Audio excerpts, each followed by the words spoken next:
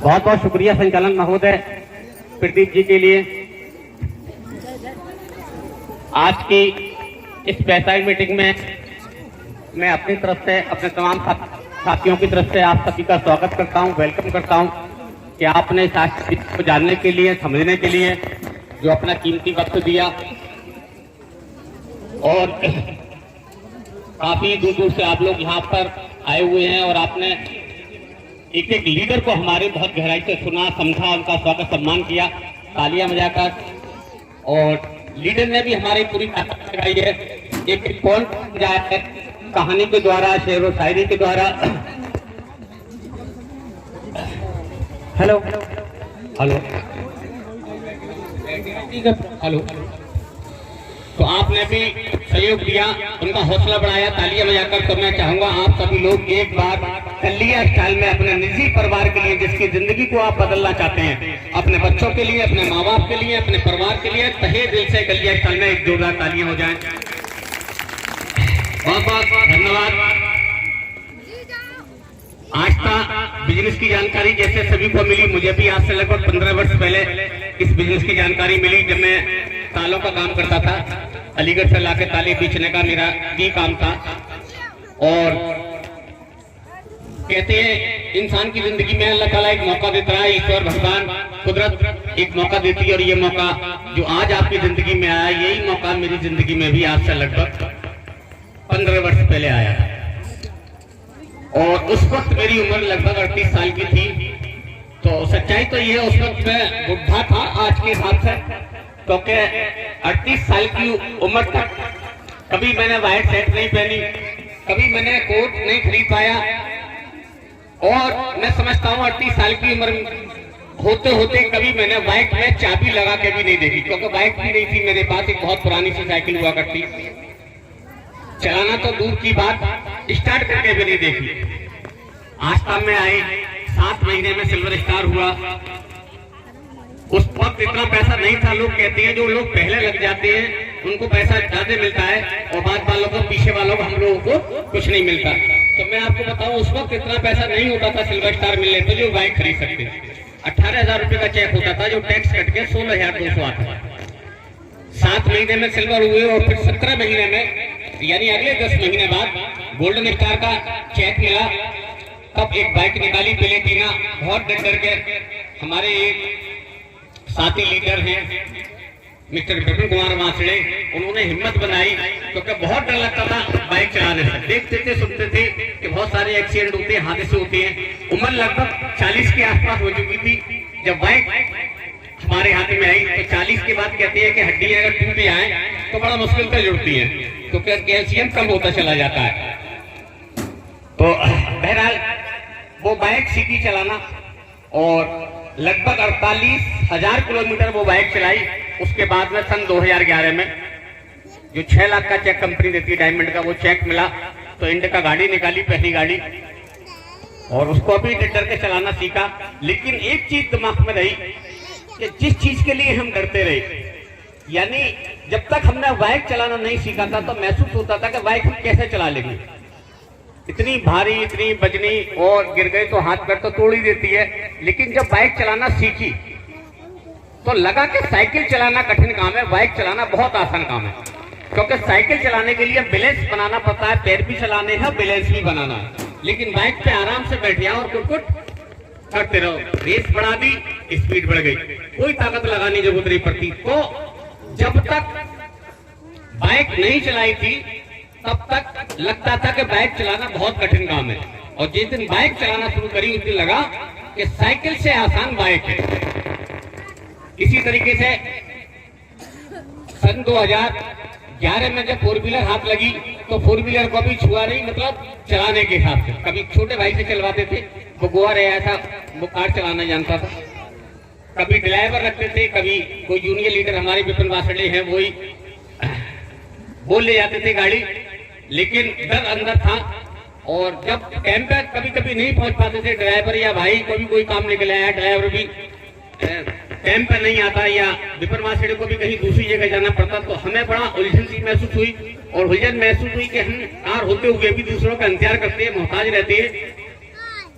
तो फिर एक दिन हिम्मत करके कार चलाना सीखी, जबकि दिमाग में ये चीज बैठी थी कि कार चलाना तो हम सीख ही नहीं पाएंगे, क्योंकि कार के गियर तो वहीं के वहीं घूमते रहते हैं सारे।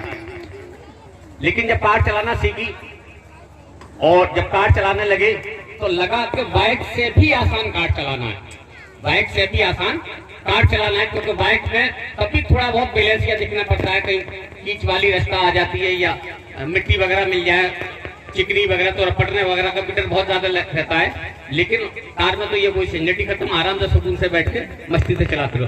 तो जो चीज को करने से डर लगता है, दुनिया का कोई भी काम, आस्था प्लान हो या दुनिया का कोई भी काम, दुनिया का कोई भी काम, जो चीज हमने नहीं करी, जो काम हमने नहीं करा, वो सबसे कठिन महसूस होता है। वो काम जो हमने कभी नहीं करा वो हमें सबसे ज्यादा कठिन महसूस होता है। लेकिन जो काम हम कर लेते हैं, मैं समझता हूं जिस दिन एरोप्लेन चलाना सीखा वो लगेगा कि कार से भी आसान है, क्योंकि कार में भी ट्रैफिक को पास करना होता है अपने विवेक से, अपने दिमाग से, अपनी बुद्धि से। लेकिन विमान में तो सारी रास्ताएं खुद मिलती है। तो साथियों, मैं समझता हूं जो आस्था प्लान का जो बिजनेस है वो इतना सरल, इतना आसान है कि यहाँ तो हमें अपने दिमाग का भी यूज नहीं करना, उस प्लान चलाने की तरह है। बस एक दफे हमें दिल से सीखना है, और सीखना अभी फ्री में मिल जाए। अभी तो आपका साथी लीडर जो भी आपको यहाँ लेके आया है वो सिखाने के लिए, आपको जोड़ने के लिए, जोड़ने के साथ सिखाने के लिए, और आपको सिखाकर ट्रेंड करेगा। लेकिन कल इसी सिस्टम को सीखने के लिए, जैसे हमारे किसी साथी लीडर जितेंद्र मौर्य जी ने बताया था, 99,000 का कोर्स हो चुका है नेटवर्किंग मार्केटिंग भी का कोर्स सीखने के लिए। यानी किसी भी कंपनी में, नेटवर्किंग कंपनी में ज्वाइनिंग लेने के लिए कंपनी के नियम कुछ ऐसे बन जाएंगे कि यहाँ आपने कोर्स पूरा कराया या नहीं। आवाज पहुंच रही है मेरी? हेलो। तो ये कुछ ऐसे नियम बन जाएंगे आने वाले चंद सालों तक। तो फिर मैं एक बार आपको बैक में ले जाऊंगा, थोड़ा सा और पीछे ले जाऊंगा। जब ट्रेनों की शुरुआत हुई थी, तो लोग बहुत डरते थे ट्रेन में बैठने से। इतनी सी पटरी, इतनी सी 2 उंगल की पटरी, और इतने भारी वजन के आदमी को कैसे लेके पहुंचेगी? अरे क्या हो रहा है? तो बहुत डरते थे। तो सरकारी लोग कहते कि नहीं, ये मानने की चाल है, सरकार गांव के गांव खत्म करना चाहती है। 2 उंगल की पटरी पे इतना भारी वजन और प्लस हम लोगों का वजन कैसे चला जाएगा? तो सरकारी लोगों ने जानवरों को भरा, गांव वालों के जो मुखिया लोग थे, गांव के चंद चालाक लोग थे या जो होशियार समझदार लोग थे, उन्हें बुलाया, दिखाया। तो उन लोगों ने कहा ठीक है, देख लेना, लेकिन दूर से। तो लोग काफी दूर खड़े होते थे, और जब उसमें पहले हाथी वगैरह यानी घोड़े वगैरह, जानवर वगैरह उसमें भरे जाते डिब्बों में, और जब उन्हें लेकर ट्रेन गुजरती थी तो लोग देखते थे कि हाँ ये नहीं पलटी। हाथी, घोड़े या जो जानवर वगैरह जब जाते थे तो लोगों को यकीन हुआ। लेकिन आज उसी ट्रेन के लिए लोग धक्के खाते और लटक के भी जाना पड़ता है। खाद का निर्माण हुआ, खाद का जब निर्माण हुआ तो लोग कहते थे ये भी सरकार की चाल है, ये हमारी जमीनों को बंजर करना चाहते हैं, कोई मत लगाना। मुझसे काफी उम्र के लोग यहाँ बैठे हुए हैं, आप लोगों के सामने की बात होगी ये, मैंने तो सिर्फ सुनी है, आप लोगों ने देखा भी होगा।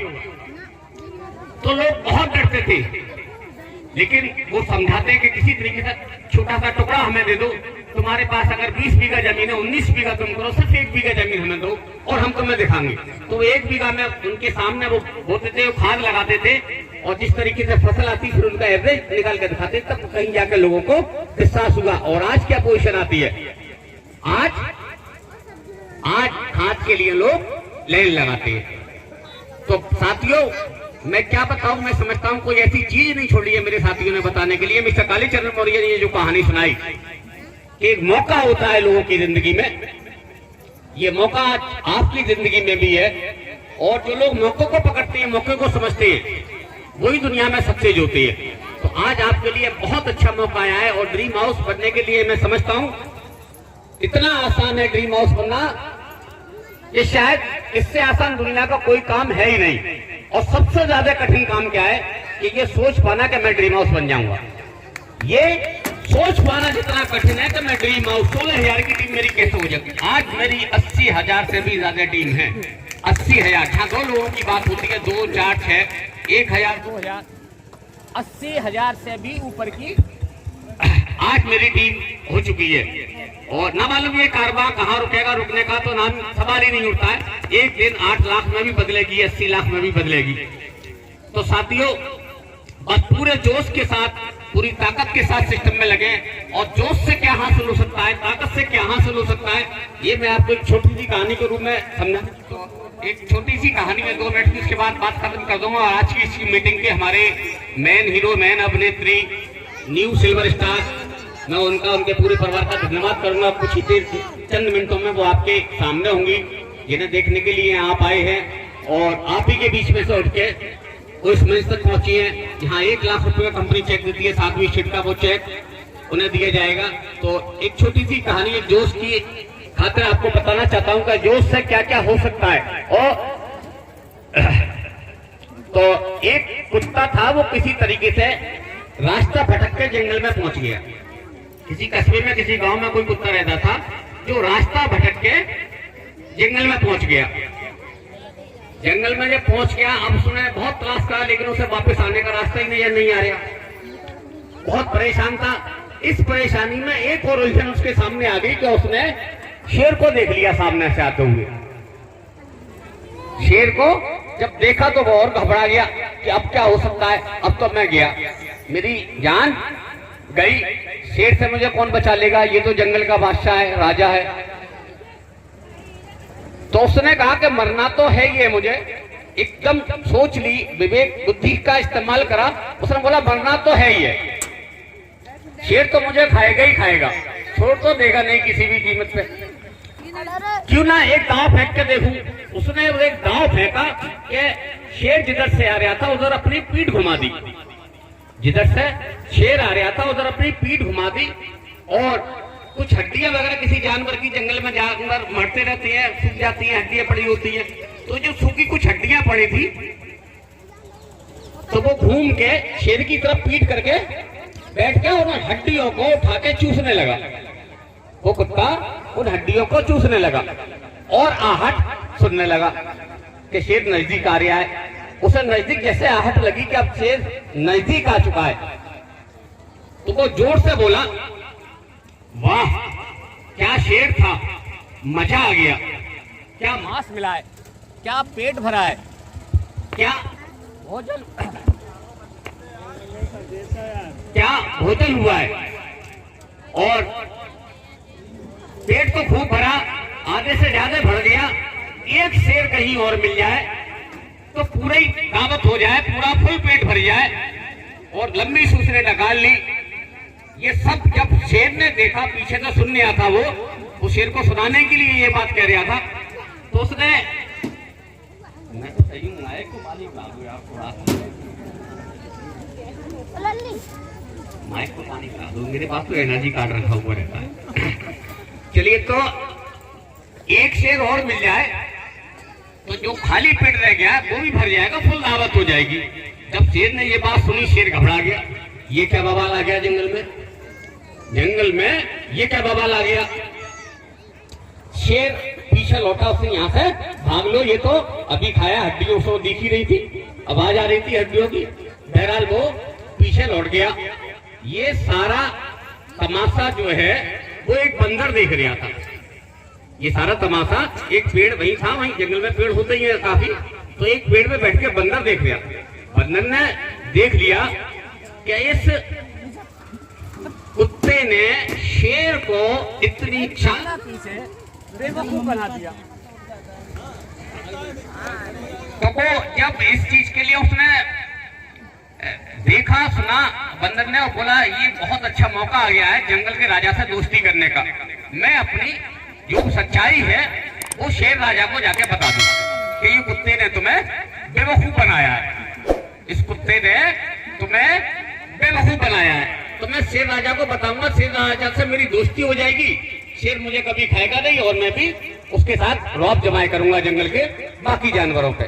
तो वो बंदर जो है फौरन उतरा पेड़ से और पीछे पीछे भागता हुआ शेर के जाता है। शेर राजा आवाज लगाता हुआ, कह रहे सुनो सुनो।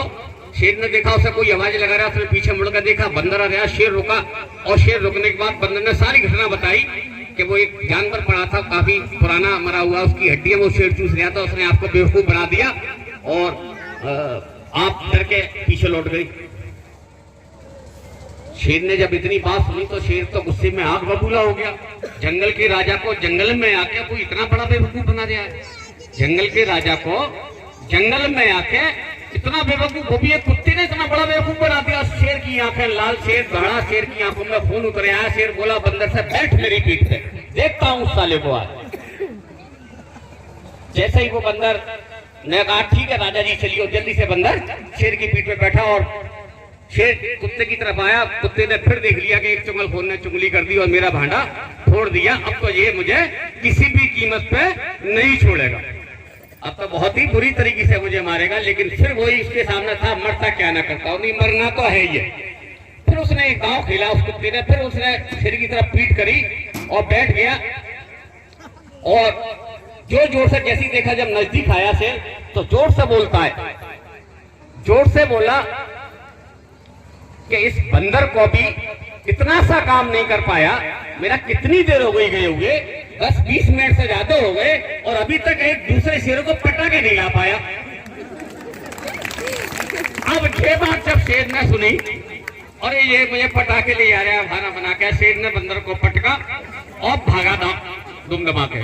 तो साथियों जोश में वो चीज होती है। और मैं आपको बताऊं, कुछ नहीं था मेरे पास, एक पुरानी सी साइकिल, एक खोखा तक मेरे नाम से नहीं, लेकिन लोग जब कंपनी कहते थे कंपनी भाग जाएगी तो मैं कहता था मैं दूंगा आपका डबल करके पैसा, कैसे भी दूं, ताले बेच के दूं, जैसे चाहूं वैसे दूं, लेकिन मैं दूंगा पैसा। तो जोश आपके अंदर होना चाहिए। जो सच्चाई आपने देखी, ऐसी सच्चाई मैंने भी देखी थी। एक मीटिंग मैंने भी देखी, एक ड्रीम हाउस को मैंने जब स्टेज पर देखा, उस दिन मैंने कसम खा ली थी, कसम खा के उठाता मैं कि कुछ भी हो जाए दुनिया की कोई ताकत अब मुझे ड्रीम हाउस ने से नहीं रोक पाएगी। तो एक ने नहीं, सैकड़ों लोगों ने मेरी खिंचाई करी। मेरे सगे बहनों ने, मेरे सगे चचा ने प्लान सुनने से पहले कह दिया कि ठीक है तुम्हारी कंपनी बहुत अच्छी हो, जिस दिन तुम कार ले लो हमें मत भूल जाना।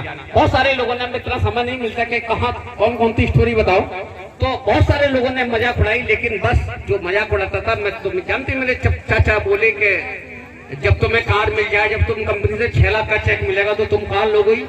मैंने हाँ चचा, जब पैसा होता है तो आदमी सुविधाएं करता है। तो बोलो उसी कार में बिठा लेना, मैं क्या करूंगा जुड़ के आस्था में, मैं तो पैसा लगाऊं। तो नहीं सुनो चचा, मैंने उन्हें जो जवाब दिया था मैं आज आपको बता रहा हूं। मैंने कि सुनो चचा, मैं दुकान पे बैठा हूं क्योंकि हमारे चचा का और हमारे घर में ज्यादा से ज्यादा 200 मीटर 300 मीटर का फासला है। तो मैंने चचा से कहा, मैं सुनो चचा, ये रोशनी को भेजो। रोशनी उनकी बेटी का नाम है, मेरी चचेरी बहन। उस वक्त उसकी उम्र लगभग 10-12 साल की थी। तो मैंने कहा चचा ये रोशनी को भेजो और घर कुछ पाओ मेरे, कि मैं घर वालों से क्या कह के आया। मैंने कि जब मैं बस्ता लेके चला ये आस्था का, तो मेरी पत्नी ने पूछा मुझसे, मेरी बीबी ने मेरे मुझसे पूछा कहाँ जा रही हो, तो मैंने कि चचा को समझाने जा रहा हूँ। तो बोली चचा क्या जुड़ जाएंगे? जब मेरी पत्नी ने ये बात बोली तो मैंने कहा हाँ मैं भी समझता हूँ चचा नहीं जुड़ेंगे, मैं भी समझता हूँ, क्योंकि खानदानी सगे चचा सब लोग आदत से वाकिफ होते हैं एक दूसरे की। तो मैं नहीं जुड़ेंगे, लेकिन मैं सिर्फ इसलिए समझाने जा रहा हूँ कि कल जब मैं ड्रीम हाउस अचीवर बनूंगा, कल जब मेरा ड्रीम हाउस पूरा होगा, तो मेरे चचा ये ना कहें कि इसने दिलशाद ने इतना सरल सिस्टम मुझे नहीं बताया, इतना अच्छा सिस्टम मुझे नहीं बताया। मैं इसलिए समझाने जा रहा हूँ। ये मैं पत्नी से बोल के गया था। जब मैं पहुंचा तो मैंने सुनो चचा, मैं तो कार भी लूंगा और तुम्हें भी नहीं भूलूंगा। और सच पूछो, जब मैं घर से निकल गया तो मैंने यही बात तुम्हें दोहराई, और चाहो अगर मेरी बात गलत हो तो उनसे बेच के पूछो। मैं तुम्हें आगे करने आया हूँ, मैं तुम्हें आगाह करने आया हूँ कि कल तुम ये ना कहो कि हम इंटर करे हुए हैं तो दूसरा क्लास पड़ा हुआ।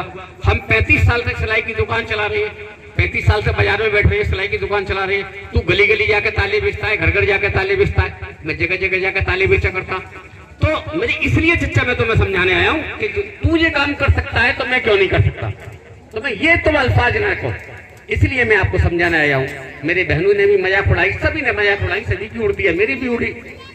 तो साथियों बस आपके अंदर वो विश्वास पैदा हो जाए, एक नहीं जितने चाहेंगे ड्रीम हाउस आपके हाथ में होंगे।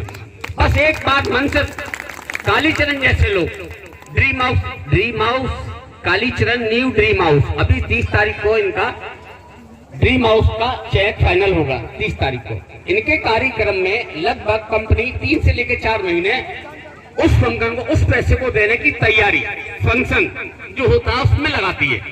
यानी ऐसा जश्न मनाया जाता है जो आज तक आपने ना तो किसी एमएलए का देखा होगा ना किसी एमपी का, जो चुनाव जीतने के बाद दूसरों को हराने के बाद जिनका जो जश्न मनाती है, जो मालाएं पहनते हैं। तो यहाँ ड्रीम हाउस जो होते हैं तो उसके जश्न में कंपनी की तरफ से कम मैं समझता हूँ कई लाख रुपया खर्च होता है और उसकी तैयारी में कंपनी को 3-4 महीने लगते हैं, क्योंकि टीवी कलाकारों से भी टाइम लेना होता है, बच्चों के फंक्शन होती है उसकी भी तैयारी होती है, फिर टिकट छपते हैं, पास छपते हैं, उसको सारी ब्रांचों को पहुंचते हैं, जगह की व्यवस्था होती है, शहर की सबसे बड़ी जगह की व्यवस्था करी जाती है, इतनी पब्लिक समा जाए। अभी पिछले दिनों एक ड्रीम हाउस अचीवर आपके बरेली में ही हुआ था, तो उसकी तैयारी में तो जब तक ये तैयारी होगी 3-4 महीने की, जब तक ये डेट दी जाएगी कालीचरण मौर्य की ड्रीम हाउस फाइनल होगा, तब तक सिंगल ही ड्रीम नहीं डबल भी ड्रीम हाउस अचीवर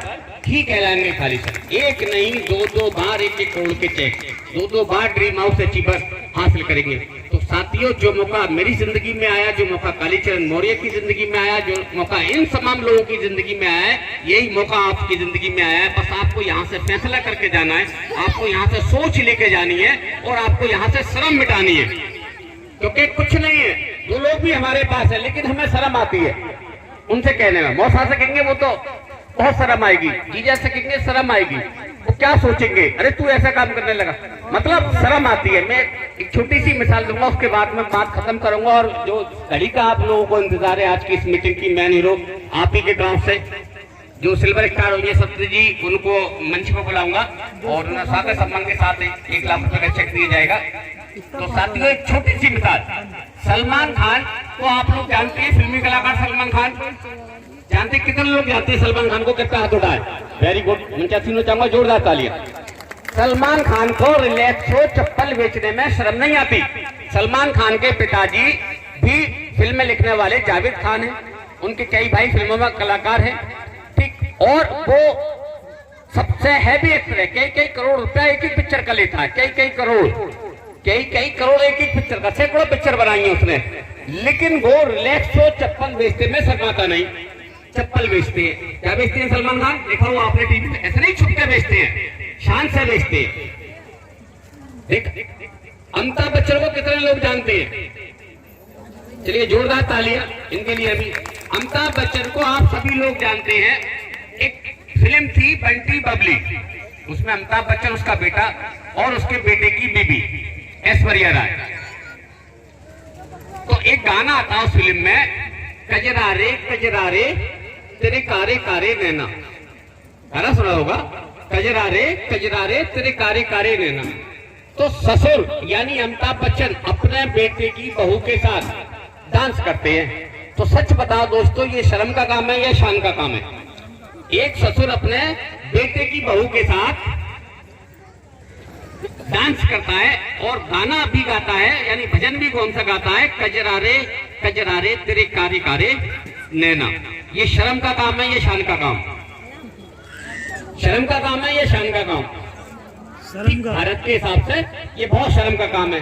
तो वो लोग शर्म के काम को भी बड़ी शान से करते हैं, और हम लोग जो 7,000 रुपया लगाने के बाद हमारी लाइफ सपोर्ट हो रही है, 3 साल की गारंटी हो रही है, वरना कंपनी दुगने से भी ज्यादा पैसा वापस करती है, लिखित गारंटी है, और 7,000 के बदले में हम चाहे तो 70,000 के बेनिफिट बिना काम करे क्रेडिट कार्ड द्वारा ले सकते हैं 15 वर्ष के अंदर तक, और फिर एक ऐसा बिजनेस जिससे खुद करोड़पति बनते हैं और न मालूम कितने करोड़पति हमारी टीम से निकल के आएंगे जब हम वर्किंग में उठेंगे। और तो ये शान का काम है या शर्म का काम? शान का काम है या शर्म का काम?